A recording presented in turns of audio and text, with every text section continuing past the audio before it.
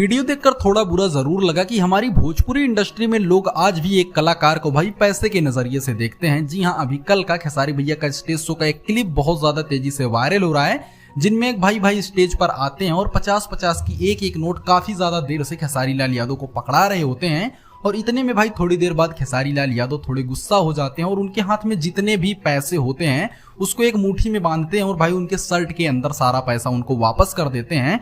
और स्टेज पर भी जो पैसा गिरा होता है उसको भी उठाकर उनकी जेब में डाल देते हैं। देखिए, जो कलाकार होते हैं दोस्तों, वो पहले ही 10 से 15 लाख रुपए ले चुके होते हैं वो स्टेज शो करने के लिए। और उस स्टेज शो के दौरान अगर आप उनको स्टेज शो नहीं करने देते हैं, बीच में आकर सभी लोगों के सामने बार बार एक नोट देकर आप उनको दिखाना चाहते हैं कि आप उनको पैसे दे रहे हैं, तो कहीं ना कहीं एक कलाकार को जरूर गुस्सा आ जाता है। और शायद इसी वजह से खेसारी लाल यादव ने वो पैसे वापस कर दिए। खैर दोस्तों, इस पर आपकी क्या राय है? क्या खेसारी भैया ने पैसे वापस करके सही किया या नहीं? कॉमेंट जरूर कीजिएगा।